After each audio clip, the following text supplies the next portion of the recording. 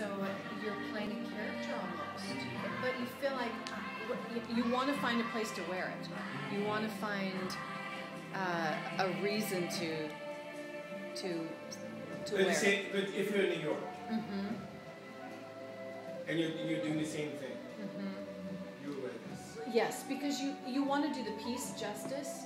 I mean, it's definitely something to people are going to look at it and wow.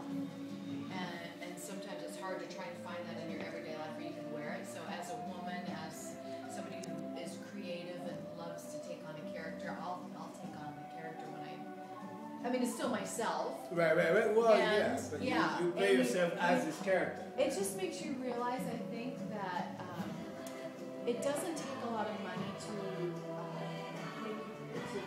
have self-esteem or anything like that.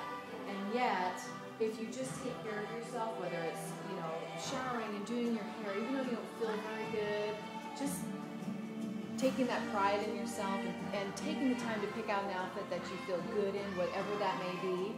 If it's a $5 outfit, it's a $500 outfit.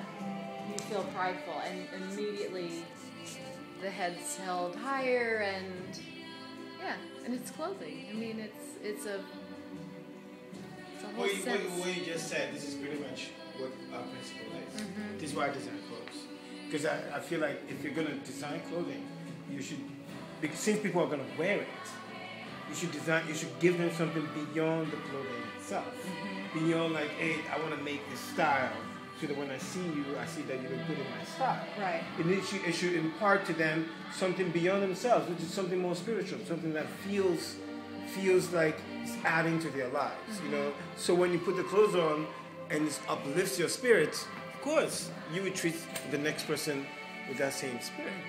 You will transfer. And those kinds of things is like, this is what electronics is about, It's like electron. You eject energy and a bunch of energy collects and all of a sudden it's traveling. And if you have enough of that around, you can change your neighborhood. Right. That neighborhood can change an environment. You can change the next, So I really believe in clothing. I believe that it's one of the last things that it has been ignored by society, and it's actually holds a lot of power. I went to Haiti a year ago.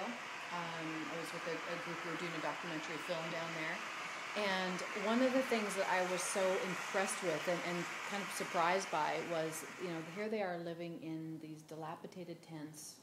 At that time it was just over a year after.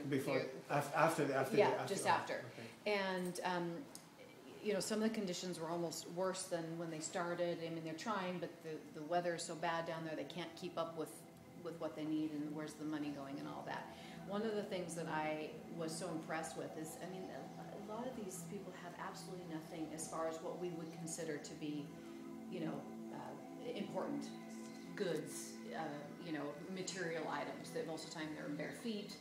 But we were there on a Sunday, about 5 or 6 days, and on that Sunday, everybody was dressed to the nines. Now, where they got the clothing, it might be the one thing that when they had money they purchased or they were able to salvage from the earthquake. But on that Sunday, being very, religious, spiritual, they, and all the little girls going to school, their uniforms are pristine and perfect, and their hair is braided, and they take so much pride, and they're smiling. And yet then when either church or school is over, they go back to, bare feet and keeping those items clean and wonderful for the next week. It was amazing to me, like, wow, it's just... Africa is the same. Yeah. It's the same. And this is my respect for clothing. This because there's, in Africa, and I think in the old ways, in the old style, clothing is recognized as something very important. Where people, like, for instance, like, one of the things we do, like, change your clothes when you're about to have dinner. Dress with it, change your outfit, clean yourself up, make the transition from the day to evening. Right. By your appearance and what you're wearing and all that kind of stuff, And that's what, and using clothing to punctuate your time, and because honestly, it is the one thing that we have that directly affects us more than our house. More than our house. I miss old Hollywood for that, because the women dressed up. Women look like women. Not that it's just as not as fashionable. And I do this too. I like to dress a little more masculine sometimes, and jeans and that kind of thing. But women dressed to be like women. They did their hair, they did their makeup, they wore heels.